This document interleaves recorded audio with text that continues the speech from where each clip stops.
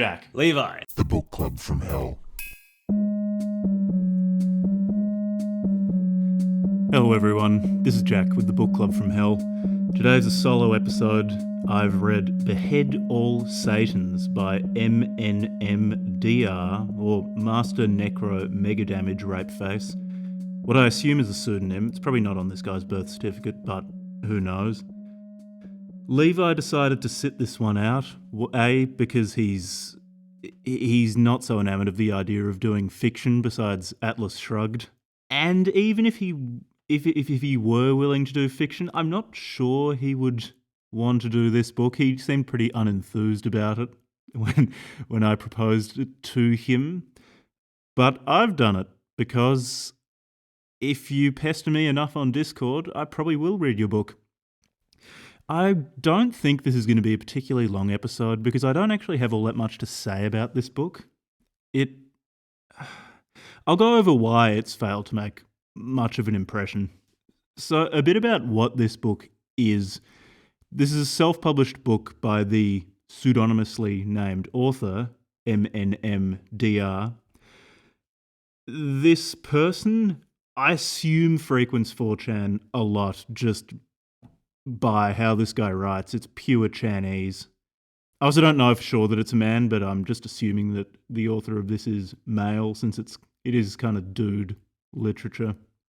I came across this book, one, because on the eternal dumpster fire that is the 4chan literature board, which I use to sometimes find books for this podcast, I saw this book brought up several times.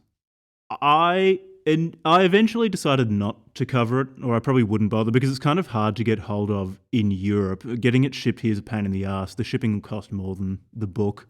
And I couldn't find a PDF version online, although I didn't try very hard to look, to be honest.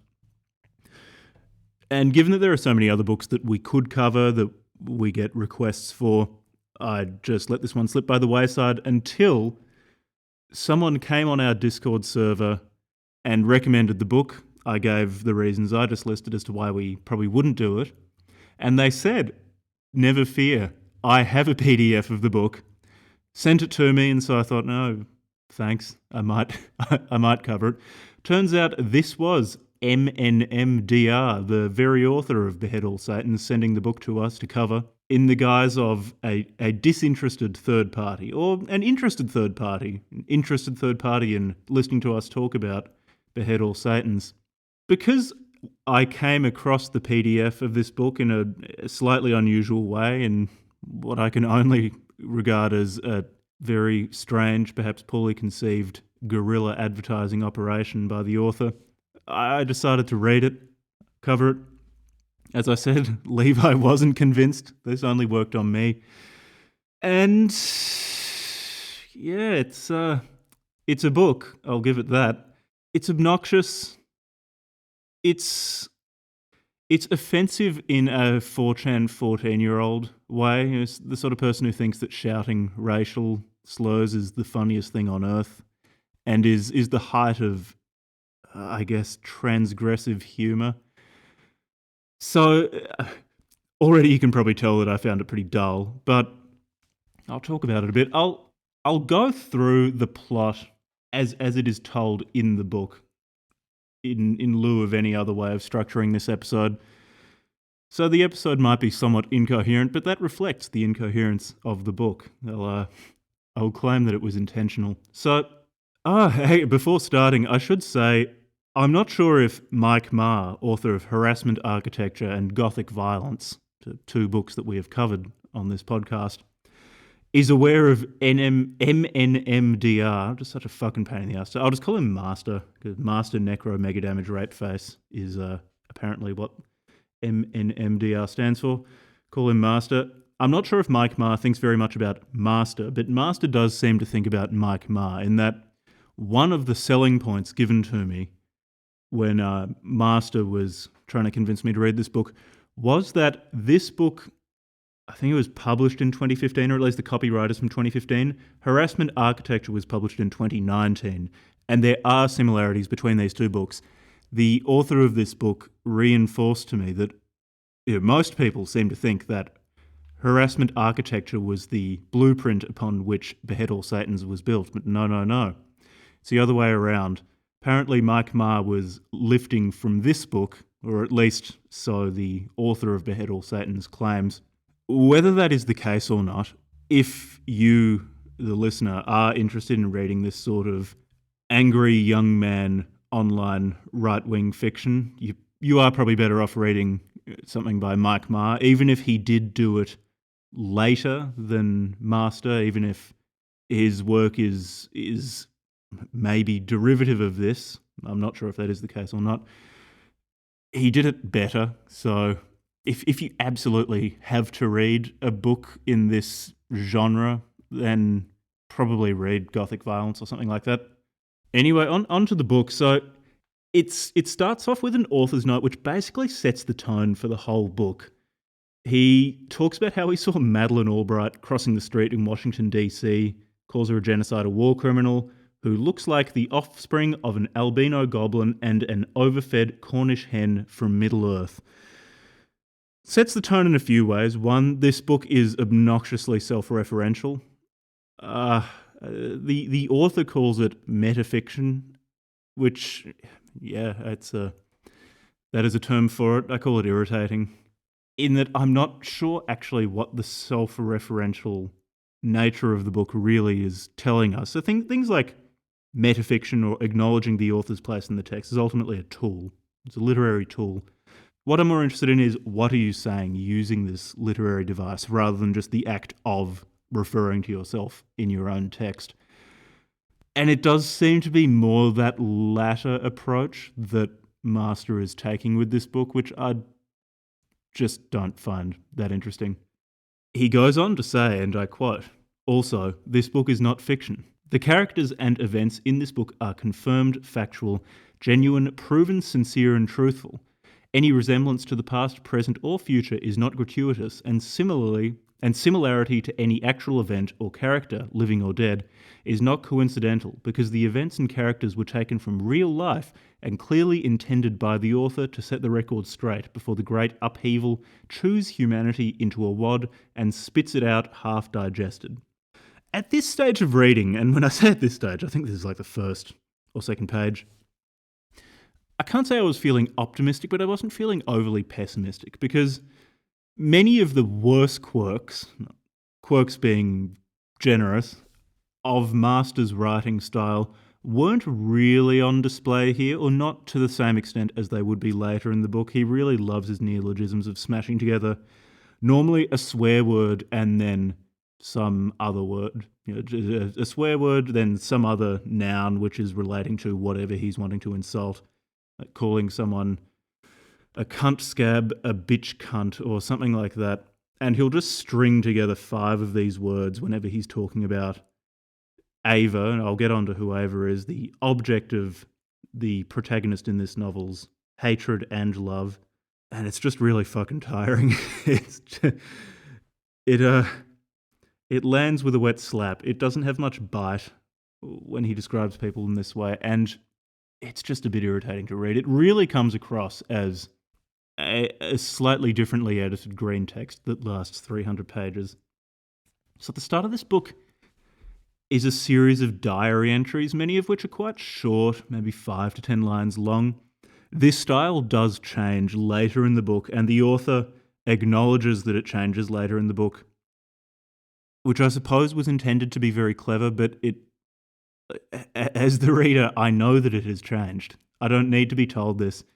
I feel like that if you were going to say something interesting about writing a book, or you use that to basically make some sort of point beyond "look how clever I am," then it's fine to use. But the way it was used here was just sort of irritating. So already he's brought up the character of Ava. So Ava is someone who Master used to date. And I should add, so the author of this book in real life is MNMDR, and within the novel itself, the protagonist also refers to themselves as MNMDR. So I'll just use the name Master to refer to both the author in the real world and the author of this text within the book. So much of the book is the protagonist talking about writing the book, Behead All Satans. Some of the roadblocks thrown up in his path to try to prevent him from writing Behead All Satans, while at the same time talking about the coming and the eventual fruition of the collapse of society and what he does once it does collapse. So he's already talking about Ava, this woman that Master used to date, that he still has feelings for, but he also wants to kill because they're not together and because Master's so crazy. The way that the author shows how crazy and unhinged Master is tends to be fairly toothless. So there's a section where he keeps getting cats and killing them because that's what crazy people do. He keeps talking about how much he wants to kill people because that's what crazy people do. He assaults a homeless woman in what really does seem to be a reference to American Psycho. Much of this book does seem to be El Cheapo 4chan American Psycho. Maybe that's unfair. Maybe it's just because I read American Psycho relatively recently that it sticks in my mind. But there are many similarities between the texts, but really in no way is this better than American Psycho.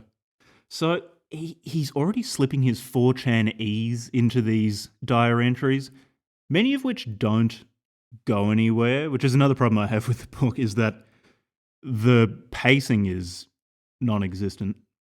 So he'll have many diary entries where nothing really happens, and I'm not sure why they're there besides an inability to self-edit. He has this section where he's growing weed in not a friend's place, an acquaintance's place. We'll get on to talking about that later. And it just goes on for fucking ages and is really boring and doesn't need to be there.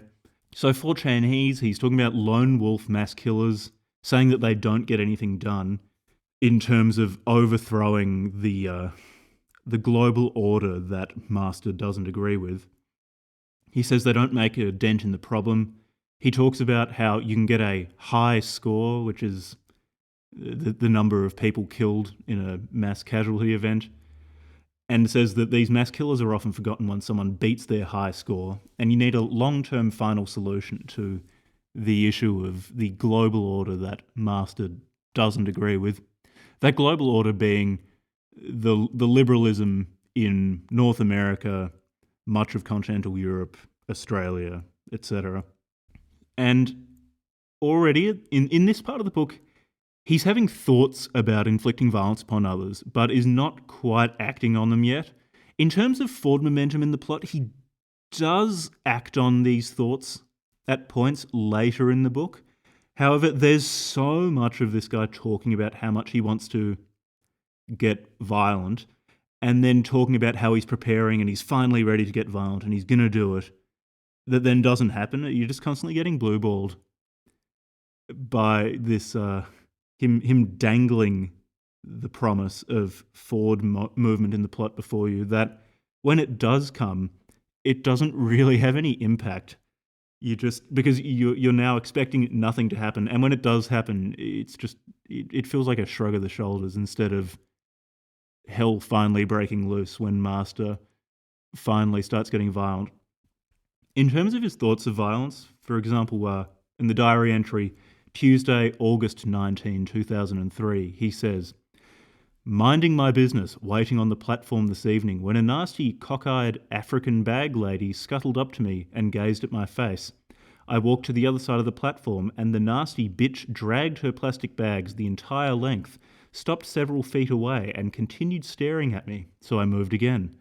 After a few minutes, the bitch started to make another run. I beelined for her. If you're following me, you're starting to piss me off. Without skipping a beat. Tough, she said. My adrenaline dumped and I wanted to cave her putrid skull in. Instead, I raced up the escalator, left the metro, marched a dozen or more blocks before I slowed down and walked the rest of the way home. I could have kicked her in the stomach and made her puke blood. The platform was deserted, so why didn't I kick her? You're a coward who loves drinking from the gutter of failure. Start there." Now, if the prose here didn't strike you as particularly sparkling, I reading back over this, I'm somewhat surprised at how good that bit sounds because I think the writing gets worse as the book goes on. I'm not sure whether that's because whatever this guy's name is in real life, in writing the book, got more into the character of Master as the plot as he wrote more of the book, and in doing so, degraded his ability to write prose, or I don't know, but that part is surprisingly not bad considering the quality of the prose in the later parts of the novels. He tells some stories in which people shit themselves, and the Chan influence is just so intense. For example, Friday, August 22, 2003, after reading a seemingly innocent comment on an internet message board, Abe Herring accuses the author, Ricky A. Tuskenberg, of being a plagiarist, a racist, and a covert homosexual pedophile. The situation escalates when Ricky sues for defamation. With the rancid, pants-shitting walls of injustice closing all around him, Abe is forced to go on a quest to prove his accusations against Ricky are true. If you don't know who Ricky or Abe are, don't worry, they just never come up again. I wonder whether this guy grew up in the age of random humour, but some of the millennials in the audience probably will remember that. The Zoomers, fortunately, didn't live through that time of when just saying non sequiturs was considered really, really amusing. These sort of things tend to move in cycles.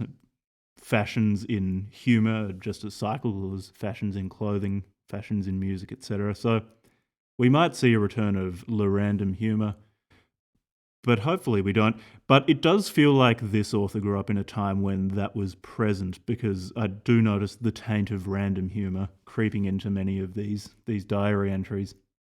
And already, this wasn't that far into the book, the American Psycho influences were just so apparent. For example, the frequent references to film techniques, he says, in one continuous shot. And in American Psycho, there are frequent similar references describing that novel in film terms.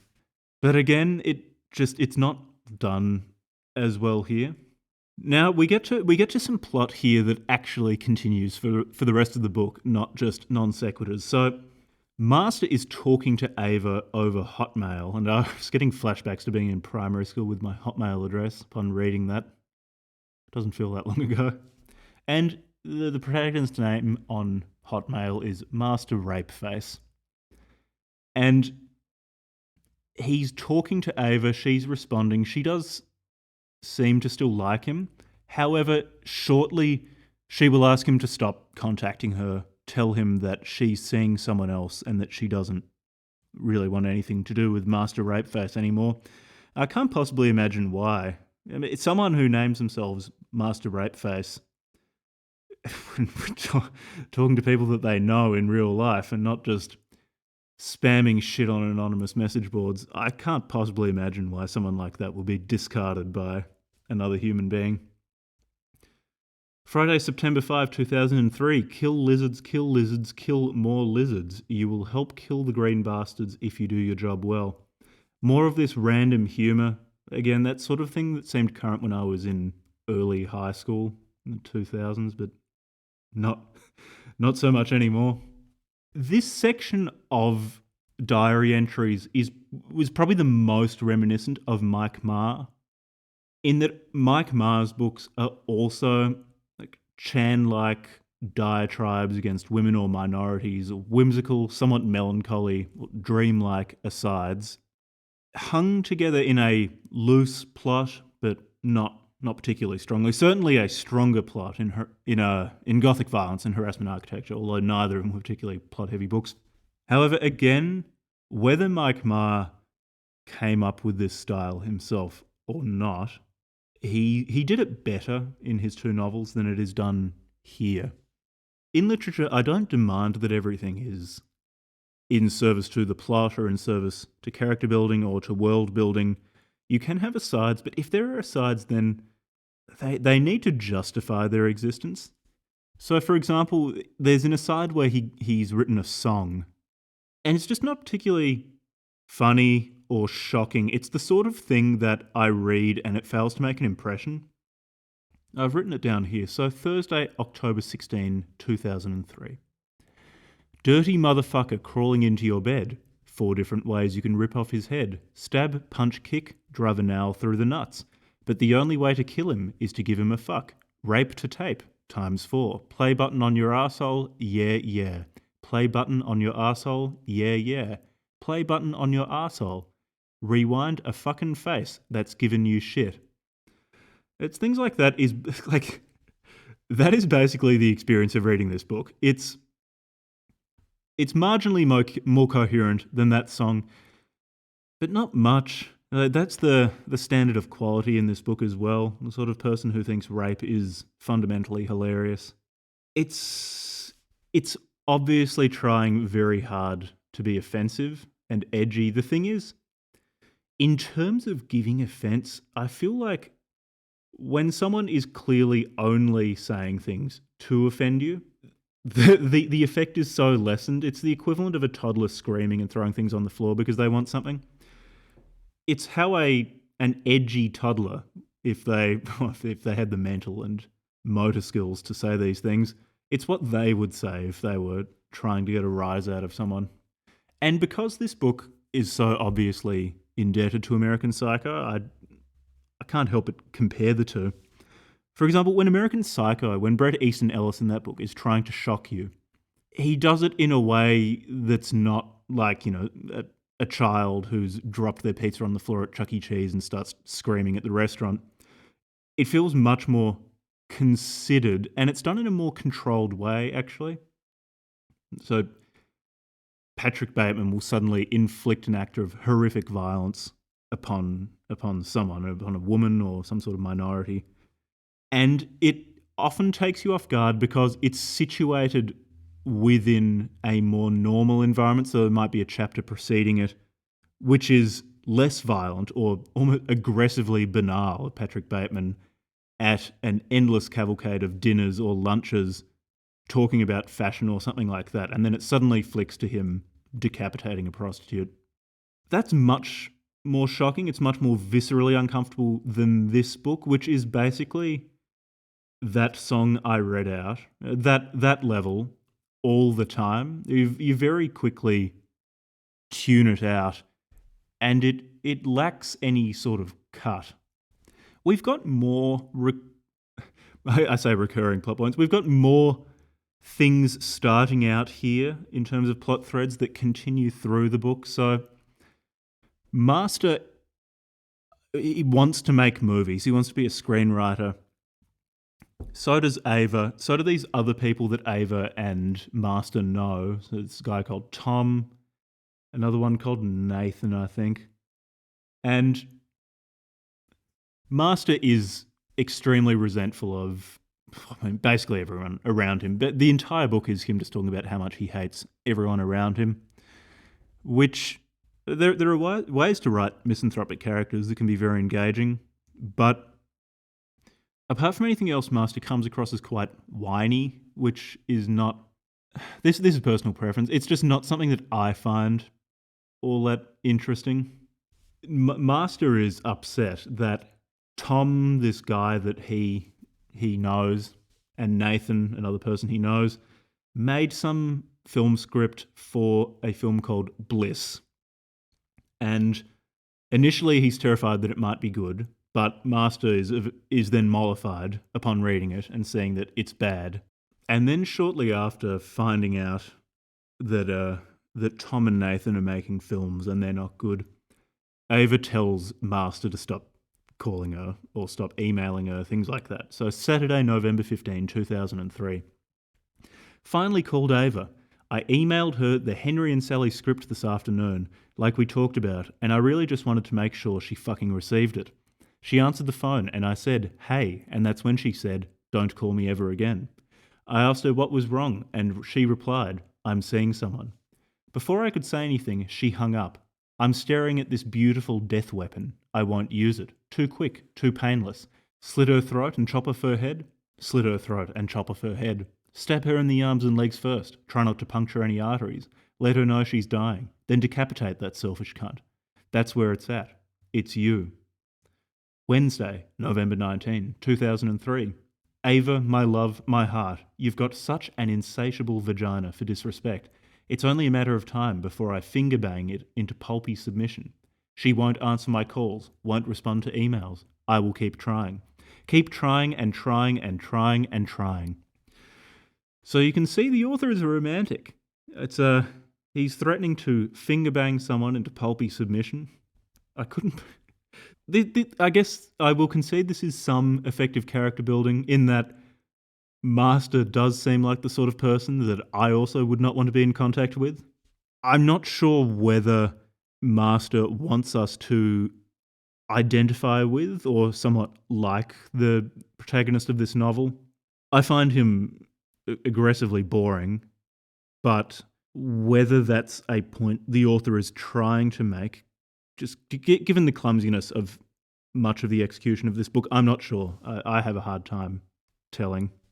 So there's a lot of fucking around in this book, but finally, when I say fucking around, it's mostly this guy telling you songs, talking about people shitting themselves as complete non sequiturs, and then talking about the desire for violence. Finally, on Wednesday, November 26, 2003, we do get Master being violent. So some man tries to steal his drink at a bar. So Master follows him when he leaves the bar. The man passes out in his car. Master pours lighter fluid all over this person and lights him on fire, and gets an erection and feels wide awake. And this is another feature of the story, which is show don't tell, demonstrating to us how crazy and unhinged Master is, that he gets hard when he does something violent.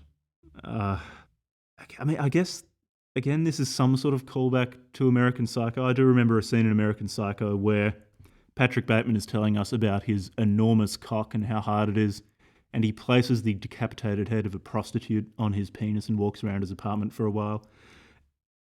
And that scene, much of it is the execution. In American Psycho, that scene was darkly funny because it's just so absurd.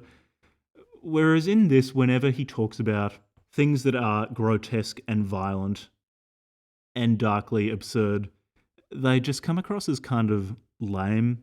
He also tends to repeat himself with these things a lot, which in some ways you could say, well, it's one character who might actually just, so for example, he keeps talking about necrophilia. So you could say, well, it's a character that just wants to engage in necrophilia, which is why he keeps bringing it up. But the author keeps bringing it up in more or less the same context, the same words, in the same way.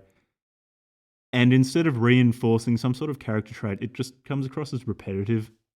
So now that Ava has refused to have any more contact with Master, Master is getting more and more obsessed with her and is trying to find any trace of her on the internet, and eventually does so. He finds a bunch of Hotmail addresses that Ava is using that he wasn't previously aware of, finds that using these email addresses, she's got a MySpace, which, man, fuck, I remember using MySpace, which made me feel ancient. Photobucket, things like that. This was a real nostalgia trip. He guesses the password to Ava's Photobucket page. And back from when Ava and Master wrote a script together, she let him use her laptop and its password was quack. Her Photobucket password is quack quack. Quack quack also works for her MySpace, things like that. So a lot of the book is Master, or at least this initial part of the book is Master reading through Ava's online communications. And that would be kind of cool, actually. I do think that there is an interesting book to be written examining the detritus of someone's online life. However, this, to an extent, this is pursued, but not really in this book. Anyway, a bit more about Ava. So her full name is Ava Baden-Jasník, and she's from Slovakia. It's interesting that she's not Jasníková, given that that's the feminine form of Jasník in Slovakia. But fine. Maybe her parents changed their name when they moved to Canada, because that's where she grew up, born in 1974 in Czechoslovakia. And Ava wants to be a writer and director, and she's currently living in Los Angeles. She's struggling to find jobs other than casual roles. Really, the development of Ava's character is through the eyes of Master. And so it's hard to tell, and this is intentional, I suppose, what Ava is actually like outside of the subjectivity of Master, because Master is obsessed with her, keeps talking about how much he loves her, but also relentlessly insults her in his head, calls her ugly, lazy, a fuck up, a spoiled brat who's never had to work at anything in her life, untalented. And I guess there are pieces of, and I did like this touch, pieces of perhaps more objective information about what Ava is like, in that Master also monitors the books that she's ordering off Amazon, and a lot of them tend to be self-help things, woo-woo stuff. I liked that touch again.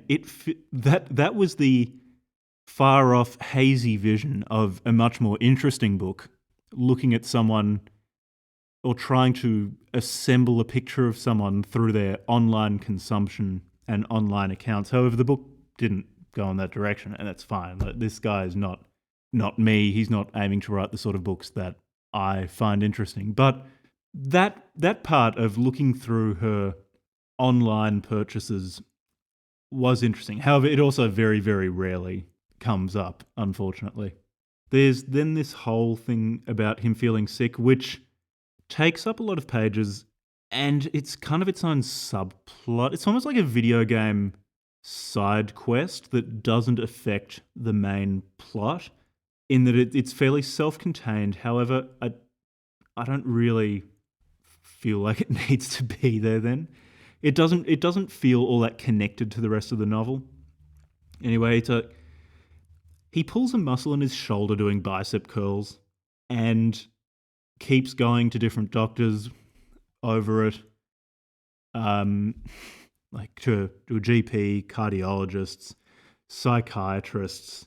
Eventually it becomes clear that it's thoracic outlet syndrome. It's when the nerves or blood vessels running through the thoracic outlet between your first rib and clavicle get impinged between the clavicle, first rib, or muscles in the neck.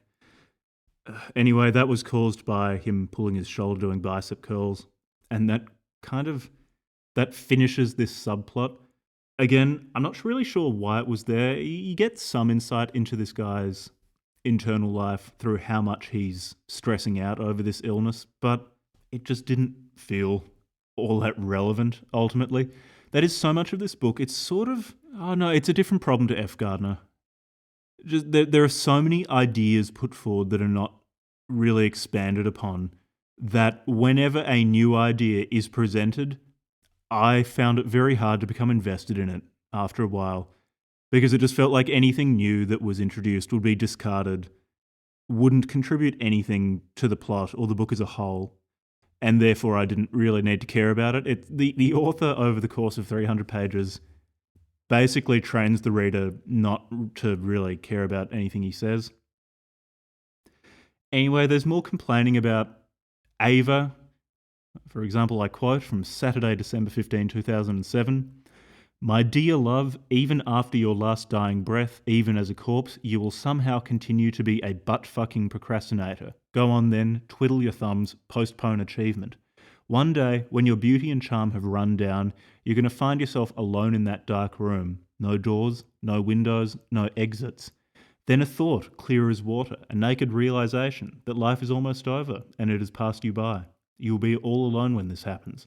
Only you won't be. I'll be there. I love you." Now, here actually a subplot starts that does continue through the book. It's not particularly interesting, but it does continue. I'll give the author that. So he starts communicating with someone named Miri Bellalon. So he starts communicating with someone called Miri. And he gives us just a block of text from their email chain, corresponding with one another. And this is while he's recovering from his thoracic outlet syndrome surgery at his parents' house. The email exchange could be way shorter, besides letting me know that he's already had surgery and that he doesn't like his co-workers, which I already knew, it doesn't add much to the book. And he starts meeting with Miri in real life. Eventually they have sex. Later in the book, it will start going into how Miri and her lawyer husband, and I should add, Miri's Jewish, which he tells you repeatedly, how Miri and her husband don't want Master to be publishing Miri's emails in his book. So I guess this is where the metafictional aspects come into play. Don't want him publishing these things in his book. They try suing him. They get upset at him saying that he and Miri had sex, and so he publishes a note in this book saying that they didn't have sex, then later says no, they actually did have sex and it was really bad. So this whole thing with Miri is setting up things that happen later in the book. My problem with this, though, is that I just don't care about the things that happen later in the book. So, like, at least he's setting things up, which is an improvement, but it's ultimately a setup to a disappointment.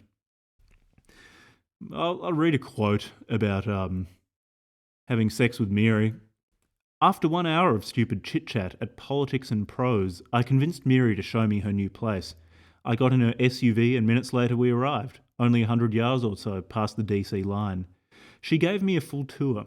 When we entered the master bedroom, I told her about how I had to take Liam to the vet because his front claws were ingrown. I assured her the vet took care of business and the cat was going to be just fine. We were standing an arm's length away and the sexual tension was incredible. I reached out to her and she responded by giving me a friendly hug. I pressed hard against her small frame and watched her eyes light up as she began to feel my power. Then we kissed. It wasn't needed or memorable. I only wanted her pussy. And now that it's over, I only want to throw up. Her clothed, tight-titted body, it was just an illusion. Naked, she was doughy soft and her tits were miniature flapjacks. Flapjack tits. The clarity after I finished, equally terrifying. She used to be a woman, and now she's a beady-eyed liberal Jew dwarf with a roast beef vagina. I allowed myself to be weak because of the injury. Never again. My heart and body belong to Ava.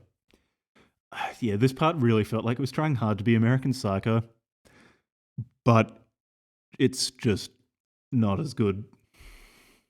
And then Miri gives Master her old laptop because she's not using it anymore and Master needs one. He says he'll wipe the hard drive. Of course he doesn't. And he has a good browse around the laptop and at her old files and things like that. This is the part of the story where Master goes to live with not really his friend, but an acquaintance named Darian. Darian is 39 years old, is in terrible shape. His house is a fucking dump. But Master moves in there. And then they decide to grow weed together to sell to dispensaries in LA. I think it's in LA. Yeah, it's in LA. And man, this part is just such a fucking bore. It's more of these diary entries. The diary entries are basically only Master complaining about Darian, who sounds like a terrible housemate, but fucking move out then if you don't like him. And talking about growing weed. Neither of these things are interesting. In describing Darian, you get the impression very early on that Master doesn't like him. He says, "Feeble-minded imbecile, you continue to astonish me. Amazing what a difference 10 years can make. I'd like to crack open his skull and release the gallons of fermented AIDS and baby rape sloshing around in there. Yeah, right, as if that would help." Darian also drives a, I quote, homosexual Prius, LGBT car. And they're setting up a grow room for growing weed at Darian's place, but Darian's not helping, and so Master complains to no end about it, which just reinforces the feeling that I'm reading the diary of a whiny 4chan burnout, which may or may not be the case. I'm not sure what the author of this book in real life is like, but it very much comes across as whiny 4chan burnout fiction from the reading. And I'm not going to quote much from this section because it's extremely repetitive, but there's a lot of weed stuff. So I quote, V19, watered with small amount of veg grow. The room is a little too warm because I waited till 5:30 p.m. before turning on the AC. Going lights out for 36 hours, starting at 8 a.m. tomorrow. Then beginning 12-12 light cycle, 8 a.m. to 8 p.m. lights off, 8 p.m. to 8 a.m. lights on. And it's just pages of diary entries with this sort of thing. It just does not need to be there. I don't know why it's there. Yeah, and in between telling us about growing weed, the author says that LA is full of insecure people, which is shocking. No one's ever said that before. This part's like American Psycho, but in LA rather than New York, except with any of the humour, subtlety, shock value, or insight that made me like American Psycho, even though American Psycho in many places is quite unpleasant. And I mean, somewhat also reminiscently of American Psychos, there in Beheadal Satins, there are a large number of characters who are only named once. And in American Psycho, this very much fitted with the themes of disposability, vapidity, shallowness, unknowability. And there are characters whom we know better, such as Patrick Bateman. However, they too are extremely hollow. You realise that even though you know Patrick Bateman much better than these, or you see much more of Patrick Bateman than these named characters who only appear once, you don't actually know him well, or there is little to know about him. He's very hollow. In Beheadal Satans, there are also characters who feel very hollow or disposable, or all of them do. But I don't know if this is for thematic reasons. It's just because I don't care about any of them. Yeah, Ava changes her Amazon accounts, but Master finds out that avayasnik@gmail.com is an account on Amazon which also uses the quack quack password. She's ordering books about autism. Delivery address is France, so she's moved to France. And again, the stuff about ordering stuff off Amazon is really interesting because you can see the character of Ava looking for reasons why she's in her 30s and is just not where she wants to be in her life. And that's interesting. And there was some emotional resonance in this part of the book with me. I'm not sure how much younger listeners will identify with this, but I'm 30. I'm not exactly where I saw myself when I imagined where I'd be at 30 when I was 20. And Ava seems to be experiencing similar feelings. So there was emotional resonance here. However, I do feel like it was in part in spite of how this book is written rather than because of it. It felt more like an accident of where I am in my life rather than something intentionally written or effectively written. Actually, in this part, he starts blanking words out, like in Mike Marr's books, or perhaps Mike Marr blanks out words in his books because he was inspired by MNMDR. Again, as I'm repeating myself a lot here, but if this book was an inspiration of Mike Marr's, then Mike Marr did it a lot better. And harassment architecture and gothic violence aren't great art, but if you really want to read Chancor, then you're better off reading them than Beheadal Satans, which is mostly boring. Earlier in the book, I forgot to add, he hit a homeless woman in the head with a claw hammer, but she ran away. He has a wet dream about killing her. This is another part that felt American Psycho to me, but quite toothless in that he's describing a scene of murder in a style somewhat reminiscent of Bret Easton Ellis, but it just doesn't have the finesse or that the visceral repulsiveness of some of Bret Easton Ellis's finer moments. So this is his wet dream about killing that woman. I waited till she entered the wooded area, then I stepped in after her. I struck her repeatedly in the head with the blunt end of the claw hammer, and the damn bitch refused to go down. I hit her in the ear and neck a few times. Then finally, she fell on her back. I bludgeoned her face well over 100 times until her features disintegrated. After the flesh and cartilage were gone, it was like pounding on a broken coconut covered in raspberry jam. After several God of Thunder hammer strikes, I caved in her skull, and globs of brain ran out into the dirt. The globs reminded me of baby jellyfish. My clothes and skin were painted in blood, and grey matter and bone bits. I became anxious when I realized she was all over my face and hands, and somehow the gore had managed to sneak under my clothing. Suddenly, I believed that if I didn't scrub her off in 5 seconds, I would instantly contract gonorrhea, chlamydia, AIDS, hepatitis A, B, and C. So there you go. Hep A. Hep A is mostly fecally transmitted, but maybe you'd catch it in this way. I'm not. Anyway, I don't think this book is going for medical accuracy. Hep B and C you can definitely catch from contact with infected blood. Yeah, there's just more whining about Darien, whining about society, talking about how society is going to collapse and how Master is really looking forward to it. He keeps coming up with rules on how to kill people. Yes, as in rules on how to kill people in that how not to get caught having killed someone.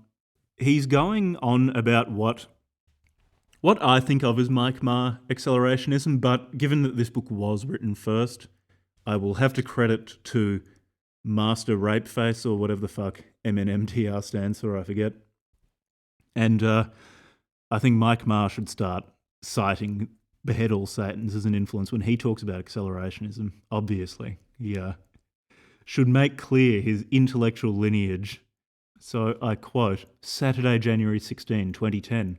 They want to legalise degeneracy while they destroy personal freedom, the family, private property, education, religion, and national sovereignty. Great. That's fine by me. Let them. I believe in the divine right of death and have been wishing upon many stars for a time when I'm able to dispense it freely without the risk of persecution. Let them break the system if that's what they want. That leads to confusion, and then games, games, games, games. Crossing my fingers, toes, arms, legs and eyes, hoping the great upheaval takes place during a record-breaking summer heat wave in the not-so-distant future. Flies, flies, flies, and more flies. Maggots too, millions, billions, trillions, reeking death, a maze of sun-baked corpses. My God, the squirming. The sound of those little darlings feasting on dead meat will be a clearly audible gem, a treasure to the blind and dying, or anyone with decent hearing, and that the end times have arrived, and they are very, very, very hungry. Through this, there are still these constant references to growing weed, or references to the trivialities of growing weed, and it's still boring. Eventually, though, the effort has yielded 3 1/4 pounds of weed. Darien is upset that it's so little. I don't smoke weed, I don't know if that's much or not, but yeah, whatever. Darien's upset though that it's not enough. Master sells this weed to dispensaries, and he plans on keeping the money, not giving it to Darien. He's wanting to leave Darien's house now. In preparation of leaving, he's been collecting 19 days of shit and piss in a dog food container.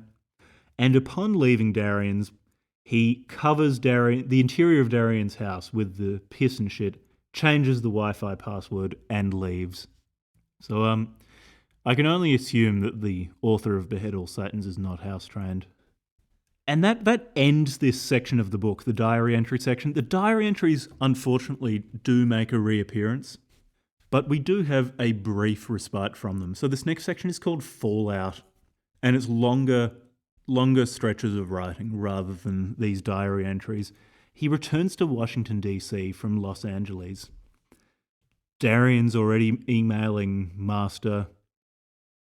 So Master gets into Darien's email account, changes his password, deletes everything, keeps talking about killing Darien, calling various people and things gay, etc., etc.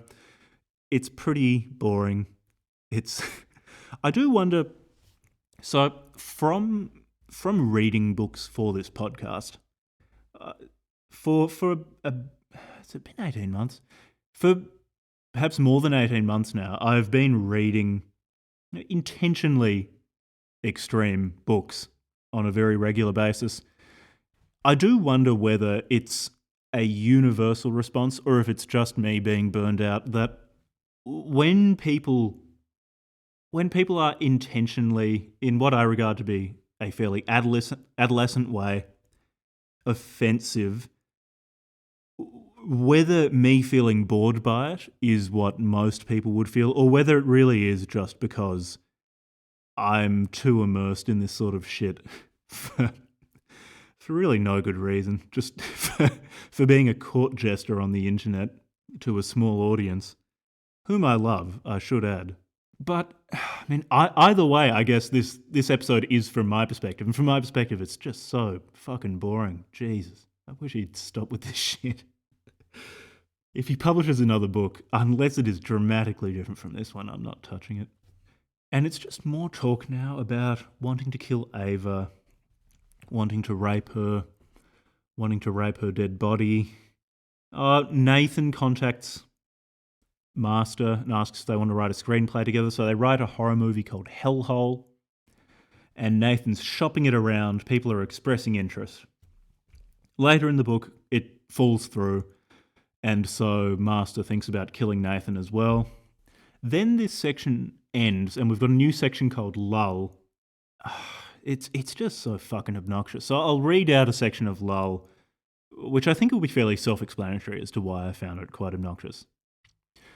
Obviously, this isn't the end. There are many more pages left to turn. Stories never really end. Writers sit there in front of the work, and they decide just to stop writing and fussing. They choose a convenient place on the last page, declare at the end, then cross their fingers and publish. Fictional characters live in your head for a while, but even they fade into the background and become the shadows of shadows of shadows. The good ones do anyway. Real-life characters are quite different. They keep on going well after the final word has been written, if they're still breathing. The story isn't over until the central character is dead, and since Ava is very much alive, I will crack the fuck on. I am not the central character of this story. So in this section, there are some things that are interesting. So in terms of writing stories, I wouldn't say that authors, or at least not all of them, will just pick some arbitrary spot in a character's plot arc and say, okay, this is where the story ends. Oftentimes they pick the ending to make some sort of point, or to better illustrate whatever point they're trying to make using the medium or the tool of the novel. In terms of editing and tweaking a book, I do think that a book is finished when the author throws up their hands and say, I'm done, I can't tweak this anymore, I just don't want to. It's really when they give up on the book rather than when it's perfect. And yeah, apart from that, the whole thing about Ava's the central character of this book, she's very much alive, is just kind of not...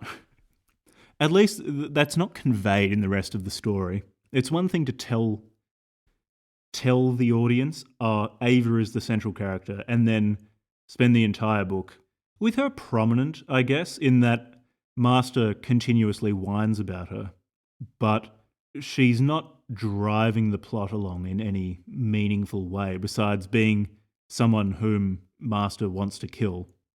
There is also a part of the book after Ava where she's not really driving the plot. Maybe this is Master trying to do an unreliable narrator sort of thing. I'm not sure. Either way, it feels like he's trying to be smarter than he is. So I'm skipping a few parts here. Now it's 2012, or the end of 2012. Master returns to LA and meets a beautiful woman named Charlotte. The next section of the book will be with Charlotte a lot, although Charlotte will remain a presence in this novel until the end. So this is another plot point that actually sticks around. So Charlotte's Canadian, she's really beautiful. She's older than Master. She plays in a band called Voragh, spelled VORAGGHH ! All caps. After this band plays, she and M go out for a drink. He keeps talking about how beautiful and amazing she is, thinks about punching her in the nose. They kiss, exchange email addresses, and eventually Charlotte invites M to come and stay at her place in Canada, to come visit, and that's what he does. He also sends Charlotte a copy of this book, this very book, Behead All Satans. Isn't that wild that the book you're reading in real life shows up within the book that you're reading? This is unprecedented. It's not as if On a Winter's Night a Traveller had existed before this book and was done much better. Italo Calvino, the pale imitation of MNMDR. And this time in Montreal with Charlotte is great. She is basically the big titty goth GF meme. She's misanthropic, she hiles, she seems vaguely gothic. She wears the pants in the relationship, she's making the money, she makes Master do the housework, she likes being choked. I think I'm getting an insight into what the author likes in terms of women. There is, however, trouble in paradise. So there's a woman named Nicole Martel, who's a lesbian who performs with Charlotte and keeps taking Charlotte out for drinks. Charlotte, being perfect, is also bisexual, I should add. And I quote, talking about how awful Nicole is, "She keeps taking my Charlotte for quick drinks or whatever after practice or rehearsals or fire-twirling bullshit. These quick drinks are in danger of turning into something else. Tonight, Charlotte blamed the snow for making her late. But after a glass of wine and some light questioning, she admitted to having a few with that sneaky bitch. The sneaky bitch is planning to move in for the kill. I won't let it get to that point. All those felching scenarios ricocheting in her sneaky cunting bitch head. I'll explode in her face like a dick full of semen. And that won't be good for her because she's a gay, homo-queer lesbian. Troublesome dykes. They ruined feminism by hating on the cock. That's why women are flocking to Durka Muhammad Jihad in record numbers. They're genetically driven to be controlled by the penis. Men are not interested in fat, ugly old Yeti pussy. Hypergamy is a two-way street. The loud-mouthed nasty bitches went ahead and created a mountain out of a molehill, fanatically prophesying that every man on the planet, straight A through queer Z, secretly wants to rape all women. It's true though, we do, and someday we will. Admiral Akbar." When I said earlier in this episode that the prose gets worse as the book goes on, that's the quality of the prose at this stage of the book. Imagine reading that for 300 pages, and you can probably understand why I'm pretty irritated with this book. It's pretty fucking bad. When I say 300 pages, it wasn't 300 pages because there are tens of pages of what look like MS Paint line drawings, which, in terms of this book as an artistic statement, are terrible. In terms of me not having to read as many pages of this man's prose, are quite good. They're very welcome. So I'm somewhat ambivalent about their inclusion. Anyway, he wants to drive off Nicole from Charlotte. He wants to chase her away from his prize. And so he starts planning on how he should do that. And in terms of his plan, he initially says, should I talk to her like an adult? And says, no, I can't do that. So, I quote, "I'm with Woodson. She's quite correct in her value judgment. Young people really are the most open. They are indeed. Young people are the most open, especially when you spread their legs wide and tie them down with a strong length of skin-gouging bondage rope. Sexual abuse is the best way to break someone. Opportunity is the problem. I acquired pepper spray because that sneaky bitch is asking for it. Okay, but what now? What should I do? What approach should I take? The 4 Bs will guide me. Blind, beat, bind, butt fuck." And, anyway, eventually he's walking around on New Year's Eve, sees Nicole walking on the street as well, kicks her in front of a car, gets an erection, spends the rest of the night with Charlotte, has a great night. So that's the end of that side quest. I really do feel these are side quests more than subplots, in that they're much more like video game side quests, in that they tend not to affect the rest of the world around them. They're just these diversions that the author, I guess, supposes the reader will enjoy, rather than things that feed towards the plot as a whole. Anyway, Friday, January 4, 2013, Ava is dead, or at least she's said to be dead. Should I? I was about to say spoilers, but this entire episode's been a spoiler and you shouldn't read this book. So Ava has faked her death. Master thinks that she's dead, but she actually isn't. But going through Ava's websites, using her email address and the quack quack password, Master finds a message she sent to IMDb, which sheds some light on her relationship with Master. So it says, "Hi there. I love IMDb and think it provides a wonderful service. However, I would like my entry, Ava Yasnyuk, to be deleted. I'm dealing with a long-standing internet stalker and have been advised by experts on this matter that my online presence be as minimal as possible. I'm happy to discuss this in detail and can be reached at blanked out. Thanks, Ava." Sheesh, what a goddamn drama whore though. Hell, what a trope. The stupid dramatic irony. Let's be realistic. I'm the cause of her trauma. I'm the reason she killed herself. This book, this unfinished book, is the straw that broke the lemur's back. My clumsy writing drove an intelligent human female to give up and commit suicide. Words, mere words forced Ava Yasnyuk to self-terminate. And you know what? That's way better than murder. Bless you, Ava. It's so much better. Farewell. So remember how I said earlier that he sent a draft of Behead All Satans to Ava? Well, he's saying now that's what caused her to kill herself. And this counts as metatextuality. Anyway, Charlotte asks Master to move in from her, and Charlotte's really cool. She just continues to be the big titty goth GF meme. Master continues to love spending time with her, and she keeps better. She keeps getting better. For example, Master receives an email from Nathan telling him that nobody's interested in the Hellhole script. Charlotte just tells Master to kill Nathan. And, the author seems to have a dominant big titty goth girlfriend fantasy. Just wants to get dominated by an older woman who's probably got spiderweb tattoos on her elbows and does fire twirling or something like that. Then we get this chapter called Fallout 2, which is also pretty obnoxious. I'll read a quote from it and then give my thoughts on it, which, if you've made it this far in the episode, are probably pretty predictable. I'm not going to be saying much new about this book. I'm just going to be listing reasons as to why I didn't enjoy it. So I quote, "Hello, reader. 3 things. First, an apology. The layout of this material is unintentionally deceitful, and I sincerely apologise for any confusion that might have caused. I wrote author's note, Fallout, and lull in early August 2012. The rest of the book is chronological and spoiler-free.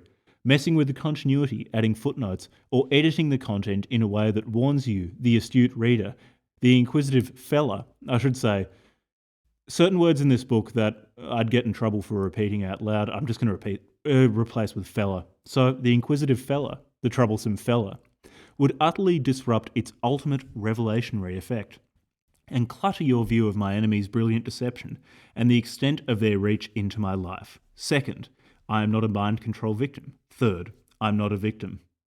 He also tells us that he's completely in control of his actions.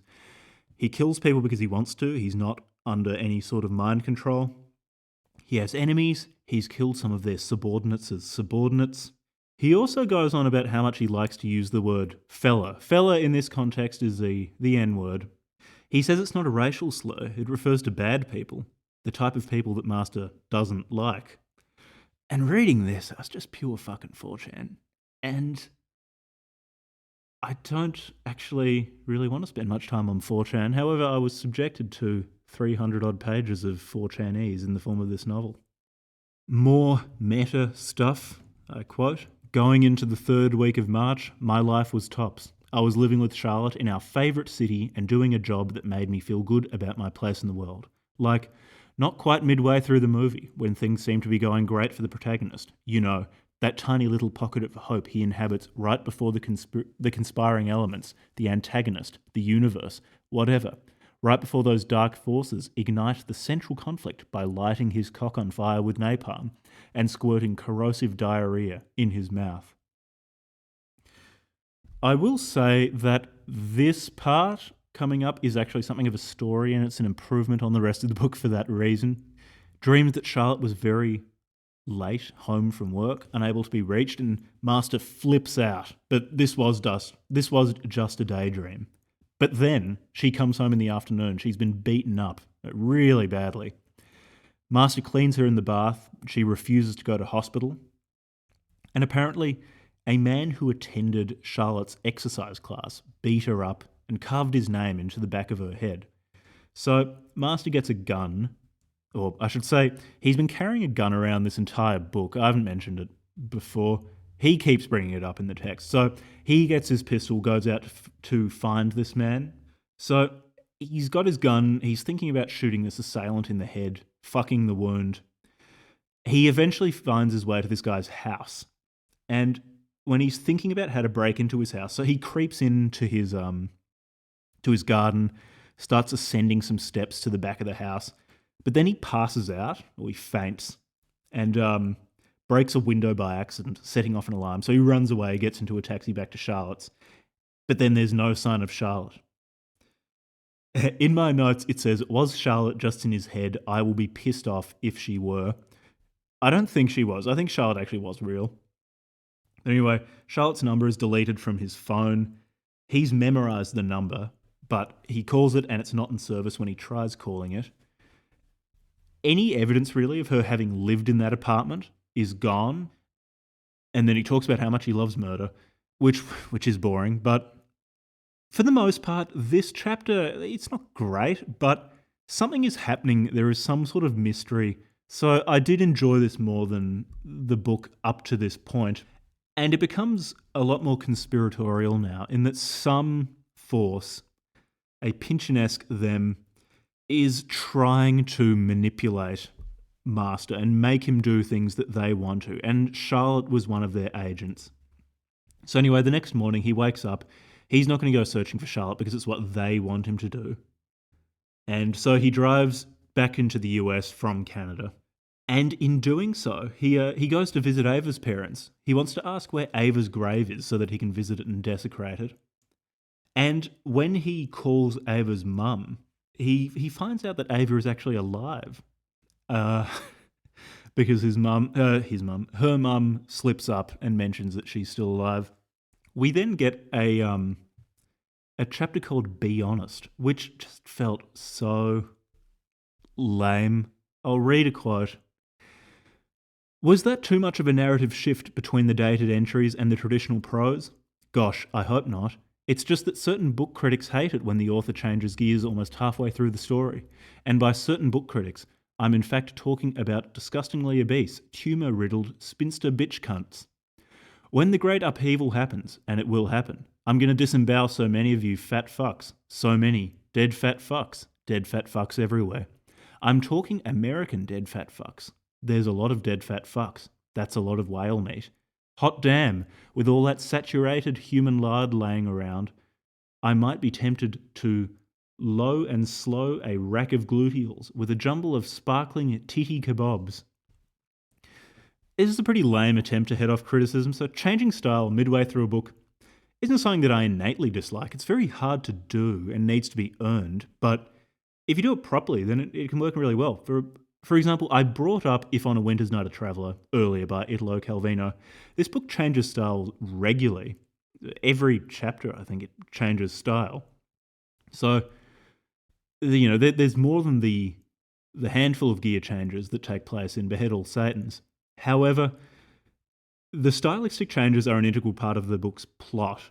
They're also unified with themes and symbols that continue to arise in each of the book's new forms. It's a change that's in service to the book's narrative and themes, rather than in Behead All Satans, where it comes across as extremely unfocused. Just referring to the fact that you've written an unfocused book doesn't prevent criticism of that book's lack of focus. Just because you're aware that you've written something that's unfocused doesn't suddenly make it compelling. It just means that you're aware that the book needs tightening up. This Be Honest chapter was just sort of irritating, and not irritating in the sort of way that makes me think. It doesn't roughen the surface. It's kind of like a fly buzzing in your ear. It's momentarily irritating, and then you quickly forget about it. So this next section is called Questions and Answers. And this part's in the style of a brief question posed, followed by a longer answer. So he says that there's been no news of Nicole Martel. In case you've forgotten, that was the woman who was trying to seduce Charlotte, whom our hero kicked in front of traffic. Is he trying to go American Psycho here as well, or more the film than the book, where it calls into question whether Patrick Bateman actually did kill those people that he claims to have killed. There's the obligatory aside in this sort of book about the modern Western female, about hormonal contraception. I do wonder, is this mandated by law to be part of all Litcore books, that they complain about hormonal contraception? It seems to be an issue that occupies a lot of mental bandwidth for the sort of people who write things like this.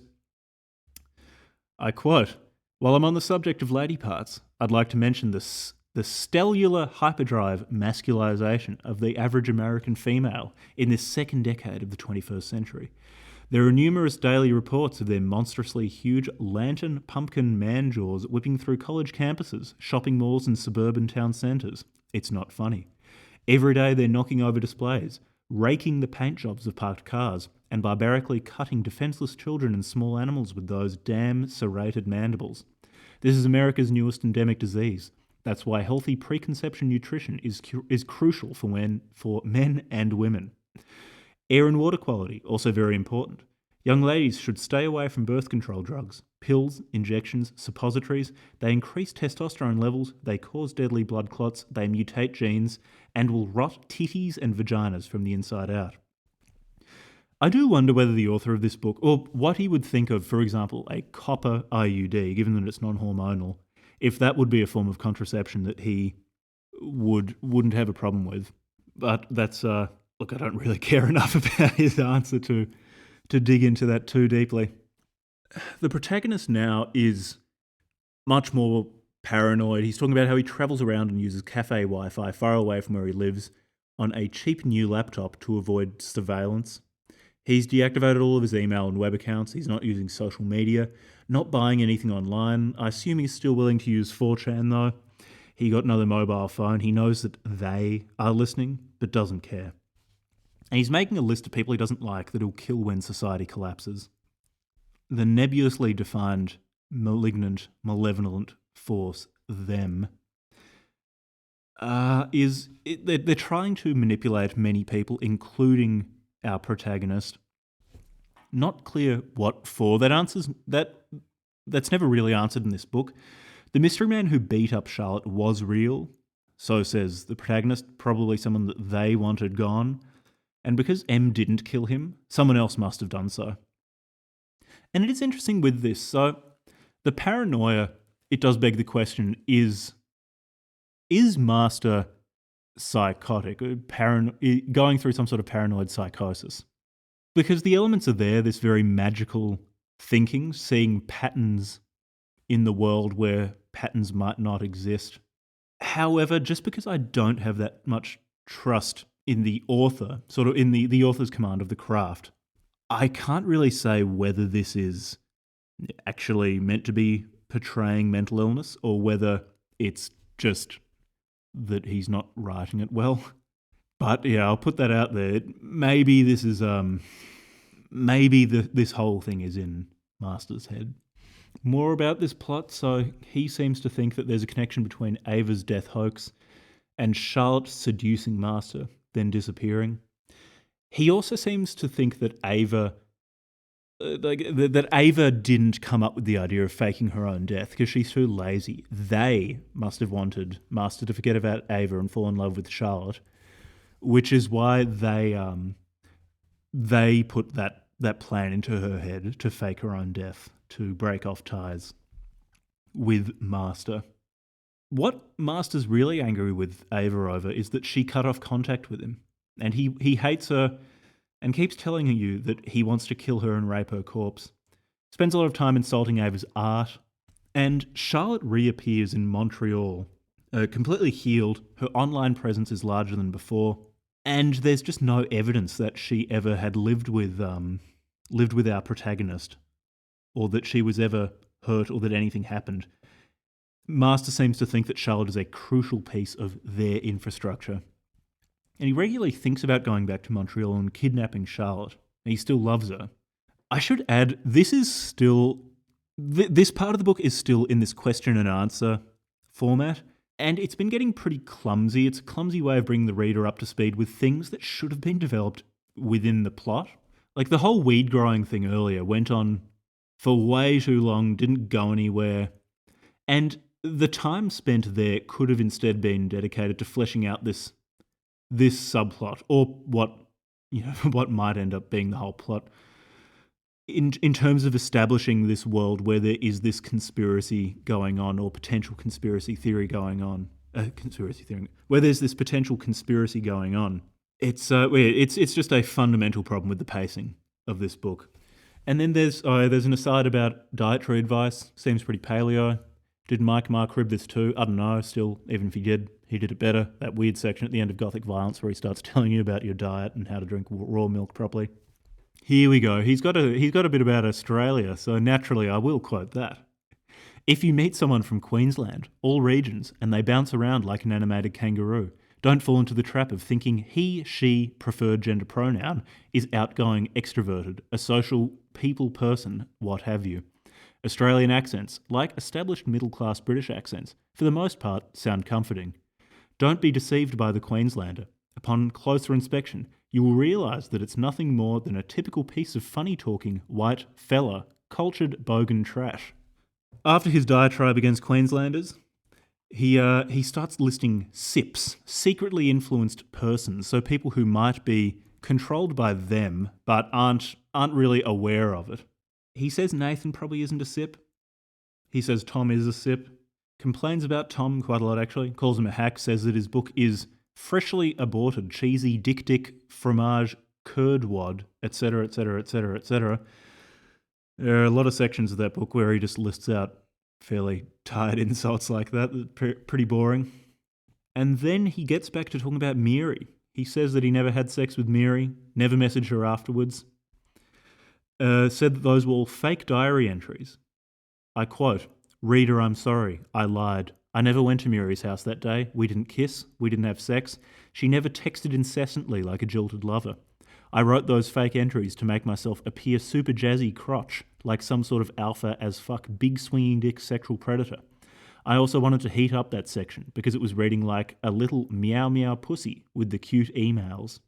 He showed Miri the manuscript of Behead All Satans and it scared her off because this book is so wild, so mind-meltingly transgressive that no one could possibly read it and be the same again. It then becomes evident that that Miri and her husband are trying to make the author of this book of Behead All Satans change the sections where Miri appears, otherwise they're going to sue the author. Yeah, I should say her husband's Seth, because Seth and Miri are, as one would expect from a book of this sort, every unkind Jewish stereotype you could possibly think of. And this section goes on for so long.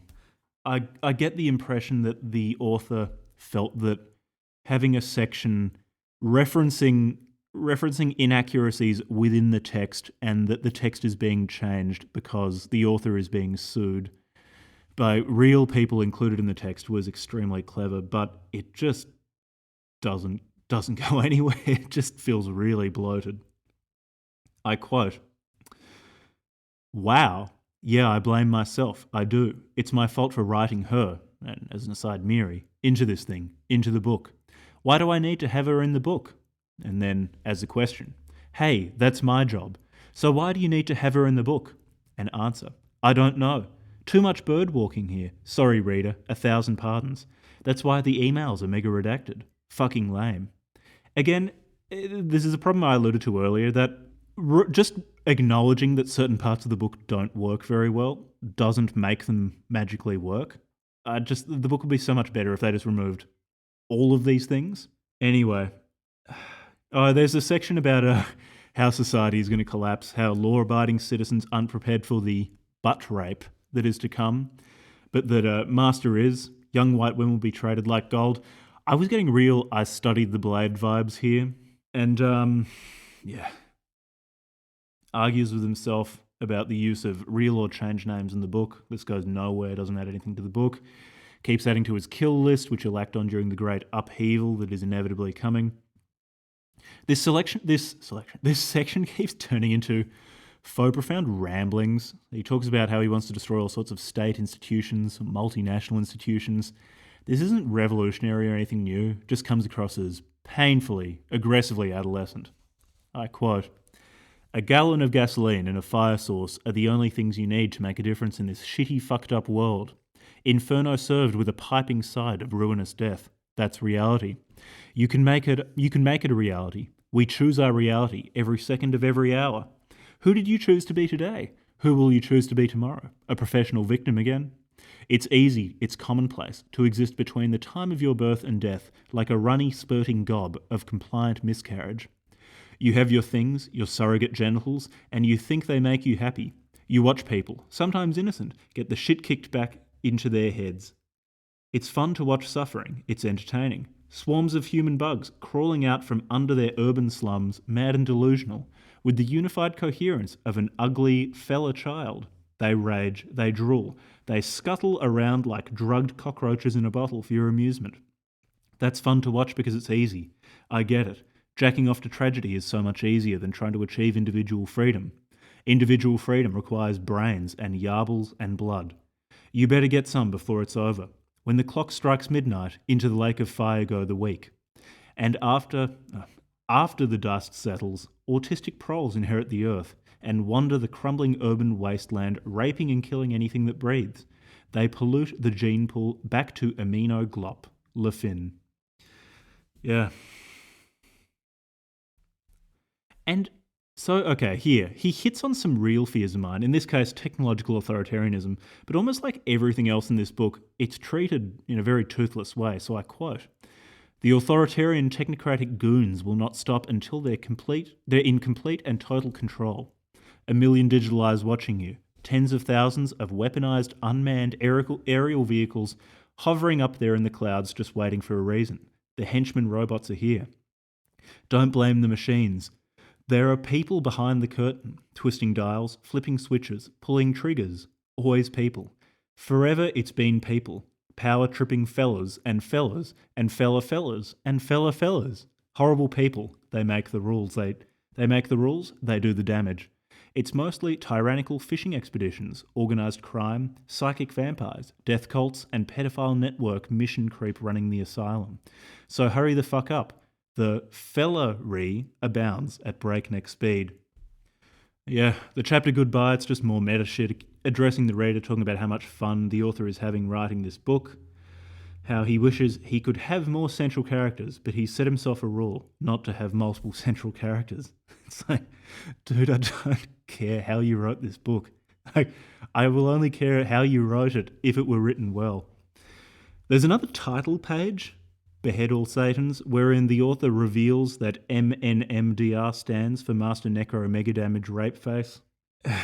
Yeah, oh, fuck. There's a section where Ava is suing Master for libel, false light, harassment, stalking. Master's staying at his parents' place, so a thick envelope turns up at their front door. It's relevant legal documents from Ava's lawyers. And she's suing because of the draft of this book, Behead All Satans, that M sent her years ago was so fucking wild. So, I quote, "Unlimited jurisdiction, demand for jury trial, chocolate freaky deaky dirtbird sprinkle tits. The bulk of the complaint contains scanned, zoomed-in sections of the book, this book, the early draft that I gleefully mailed to Ava. There are screen grabs of practically every email and social networking instant message that I sent her in the year 2003, 2004, 2005, January 2006, and September-October 2012. The captions, reader the captions, gloriously bureaucratic lawyer fella captions underneath everything, hyper-absolute. They contextualized the mother-loving shit out of my nefarious campaign of torment. The totality of the document is bizarre. I like it. I like it a lot, and I'm sort of jealous. Minus the legalese, and after one or two passes to flesh out the meat, this would make a lovely 63-page companion novella. I wish I could incorporate it into the book somehow. Oh wait, I just did. I'm just repeating myself. I'm not fundamentally against self-aware writing, but in this book it feels like such a crutch, a way to deflect criticism, and not a sincere attempt to say something with this literary technique. Anyway, according to Master, Ava's too lazy to come up with this lawsuit herself, so it must be them as well. Maybe they want Master to kill the lawyers who sent this envelope of legal documents. He has this section where he talks about how much fun it is to tell people to go kill themselves on the internet.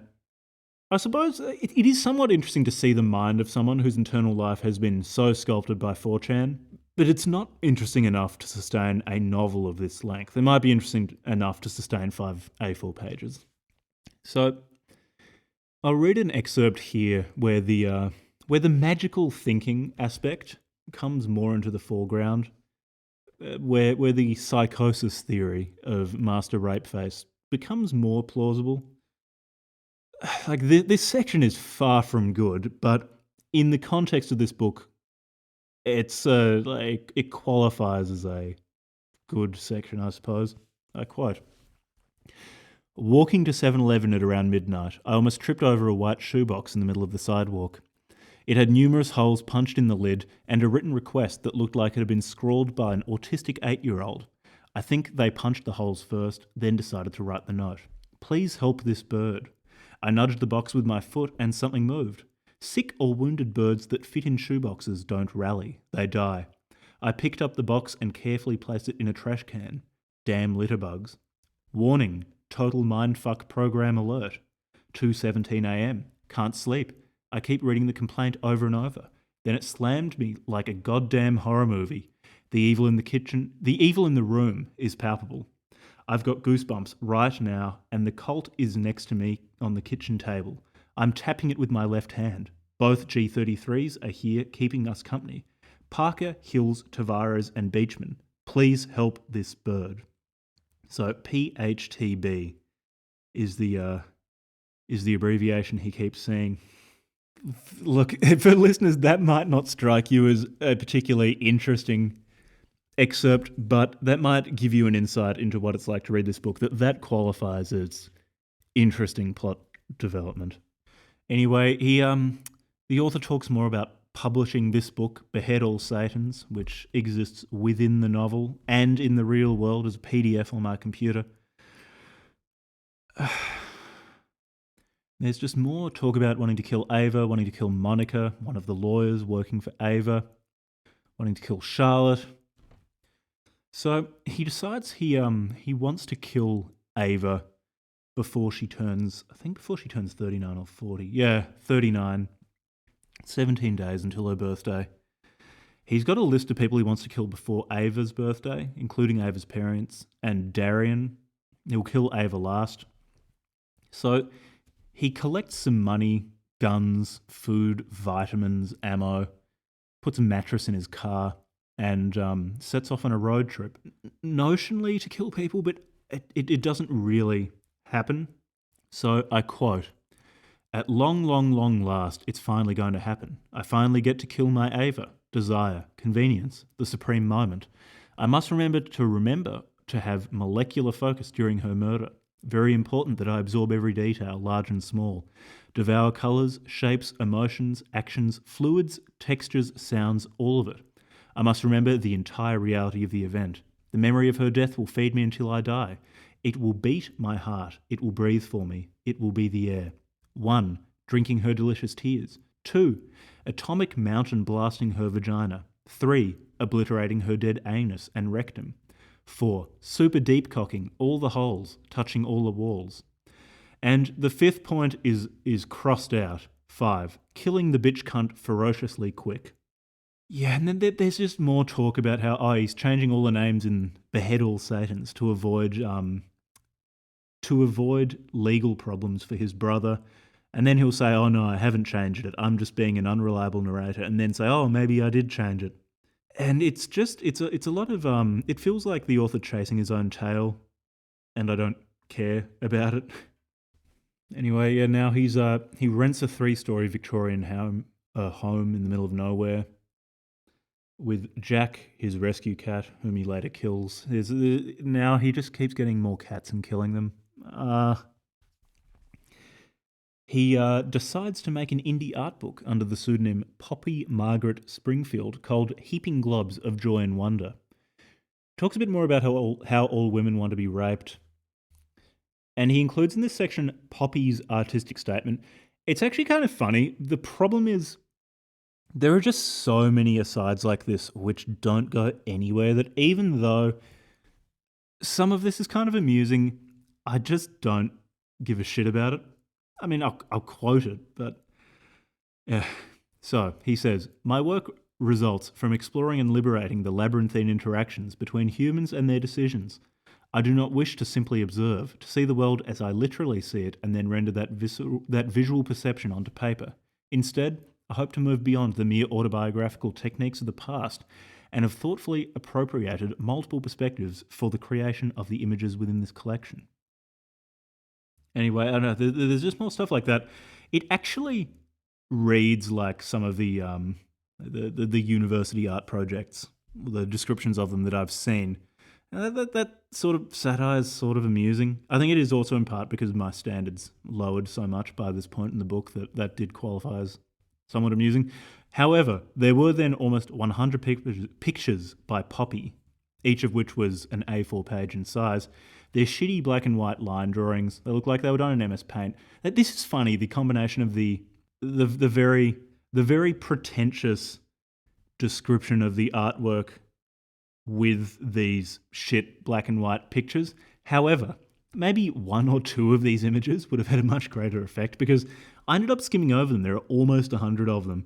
I just didn't pay attention to the last fucking 97 of these things or however many. He does say that the last picture in this series isn't part of heaping globs of joy and wonder. It's a still life that Master sketched of Jack right after cutting off his nose and head. He feels bad after or having killed Jack, says that he's not going to tell you, the reader, why he killed Jack. And, I mean, I guess this is an attempt at intrigue, but I just don't give a shit about Master Rapeface. So that just falls by the wayside. I would need to care more about the protagonist to want to know more about their motivations. I also quote, reader, I think I'm done. For really real this time. There's no longer any point to it, to the scribbling. My arc has plateaued. Did I have an arc? Whatever. Don't think about it. Occasional bloops and bleeps, but so what? Who cares? Nothing new. Stories need to evolve, or else they die. So I guess I'm dying. And it just comes across as insincere. If the author really thought that there was no arc, nothing to be found in Master's story, then why write it? Maybe there's something to be interested in here, but I can't see it, and I can't be bothered seeing it. There's then a section a bit later on called The Great Upheaval. It seems to be written after society has collapsed. The police pushed people too far. People started killing the police. Things escalated from there. Master watches from far away. He's jealous that people are killing each other for fun, and he can't take part in it. This part also feels toothless. There's minimal lead up. Feels weightless. He then he explains how he survived the apocalypse. So I quote, "And yes, you are correctly wondering, where was I throughout, right? How did I escape the apocalypse? How did I avoid becoming a casualty? How did I survive? Simple. I'm not a woman. Women, or nature's victim, were experts in victimology. Natural-born pathological liars. They excelled at cognitive overload while fabrication sewage gushed at regular intervals from their quivering, yapping orifices. When the hour of forced cocks and so-called barbaric killings arrived, they finally, at long goddamn last, fulfilled their true purpose. I think they did. I know they did. They did. I wish I could have been there to see those naked mole rat faces. Their eyes when certain death became apparent. What a magical thing to witness. It probably wasn't as much fun as I like to imagine. Sadly, full-scale, all-out dissociation before being executed is a fairly common natural occurrence thanks to humorless mammal defense mechanisms. I bet some of the more delusional rat cows were brimming with abnormal levels of smugness and enthusiasm as they waited to be killed. I bet the deranged voices in their heads convinced many of them that breathing was another fascist patriarchal conspiracy. No big deal, a fat ugly voice may have blurted. Death's nothing but another sexist, rapist, chauvinistic, penis supremacist rape culture of rapers. Slut-shaming, fat-shaming, misogynistic social construct. Stupid bitch cunts. They ruin everything. So that's how we survive the apocalypse? By... Charlotte's dead, either metaphorically, dead to Master, or literally, maybe both. Master finds that reading and writing help him stay stable in this new dark age. He collects books. He talks about how much he likes reading these books, how he has to kill to survive. which he's said numerous times in the story. He's basically just copy pasting what he said previously. Practices killing, so he's always ready to kill. He tends to stay inside. He sends automata outside. These automata might be reanimated corpses. I'm not sure. And now there's this section called Breed. He talks about his girlfriend who is pregnant. She's black, not from the USA.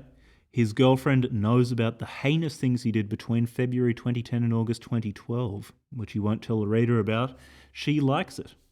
He complains about Ava a bit more, says that she had $54,960 in lawyer's fees, that her skin doesn't look good, and that the lawsuit didn't work. He talks about how he wants to repopulate the earth, or he wants to breed an army with his girlfriend. And their children will have to swear unswerving loyalty to Master. This part doesn't really go anywhere. There's a chapter called The End, which is obnoxious. Talks about how difficult it is to write endings, says that he's tried writing the intro that you're reading right now many times. Okay. And then we got a chapter called All Clear, where Master kills the Alon family, that is Miri, Seth, and their two children, Bella and Elora. He stabbed them all in bed, drank their blood. He made sure that the reader knows that he didn't have sex with their bodies, largely because his girlfriend would be jealous. This is the black woman that he's trying to breed an army with. Took a steel locked box from the Alon family's house that looked like it was placed there by them.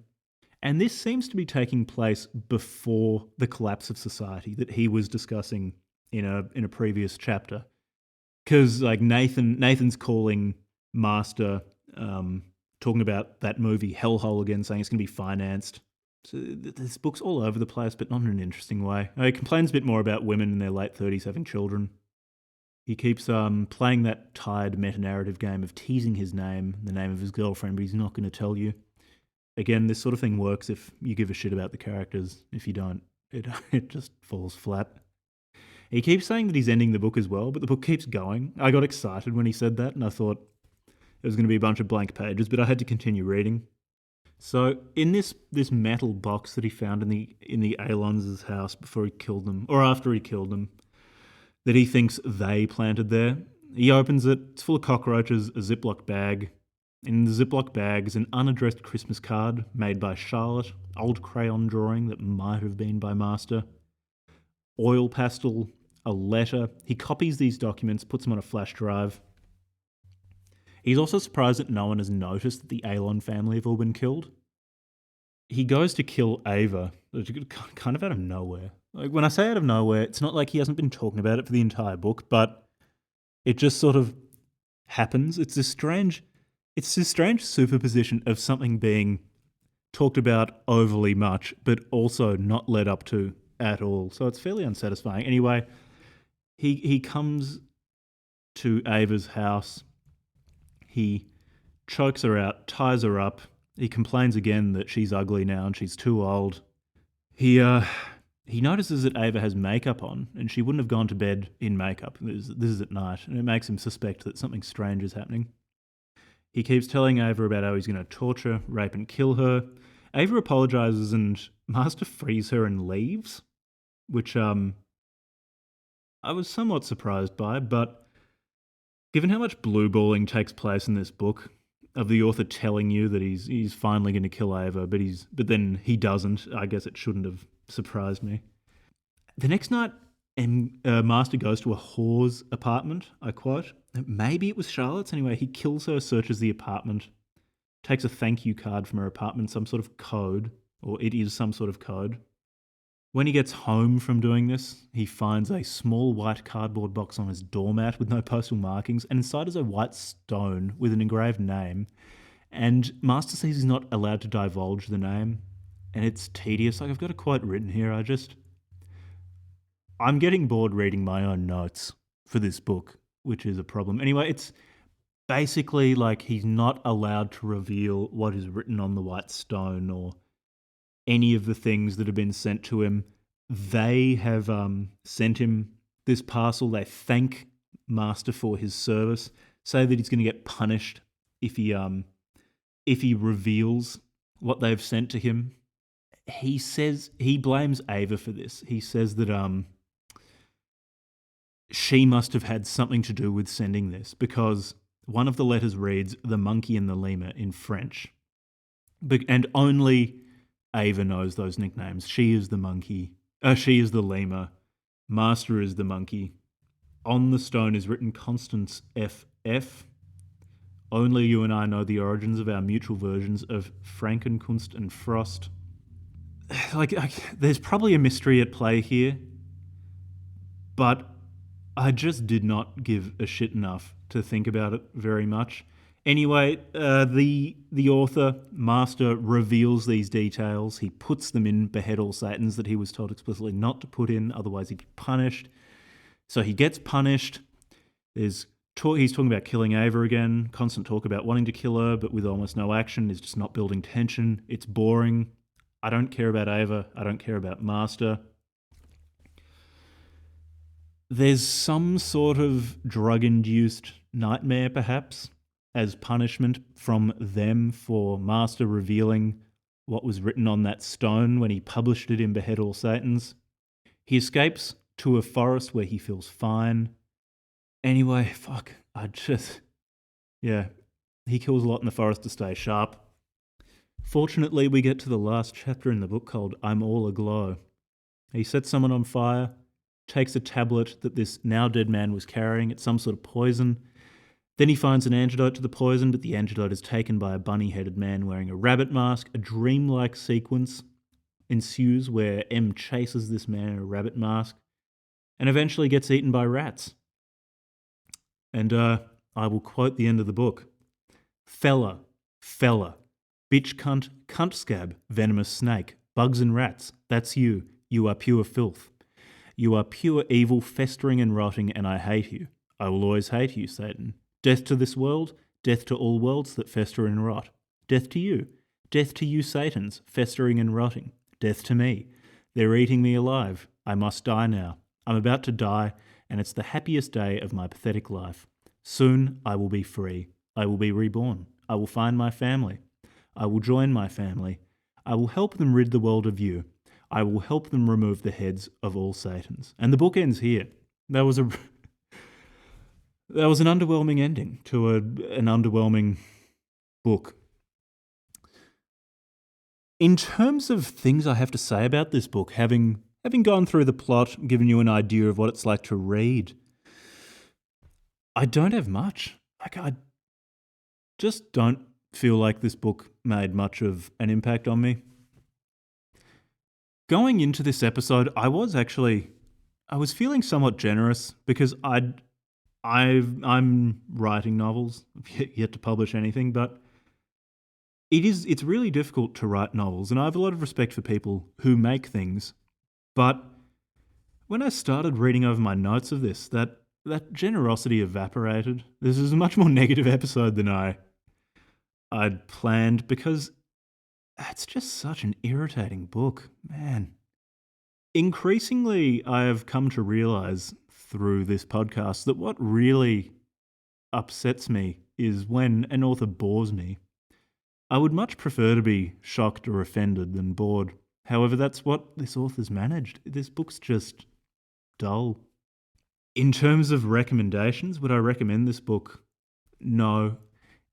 If you are a terminally online young man and love 4chan or similar sorts of websites or online communities, and you really want to read a novel written by and for people like you, you're better off reading something by Mike Marr.